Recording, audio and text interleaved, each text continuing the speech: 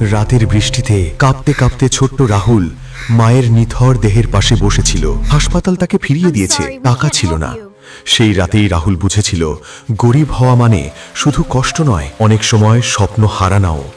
পরদিন থেকেই সে চায়ের দোকানে কাজ শুরু করলো। দিনে গরম চুলার সামনে দাঁড়িয়ে রাতে রাস্তার বাতির নিচে বই খুলে বসত। আশেপাশের লোকেরা হাসত, এই ছেলে বড় কিছু হবে। রাহুল চুপ করে থাকত, শুধু মায়ের কথা মনে করত। অনেক ক্ষুধা, অপমান আর ক্লান্তির মাঝেও সে পড়া ছাড়েনি। একদিন পরীক্ষার ফল বের হলো, রাহুল জেলার সেরা।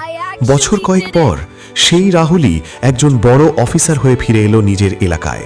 যে হাসপাতাল তাকে একদিন ফিরিয়ে দিয়েছিল, সেখানেই সে গরিবদের জন্য ফ্রি চিকিৎসার ব্যবস্থা করল।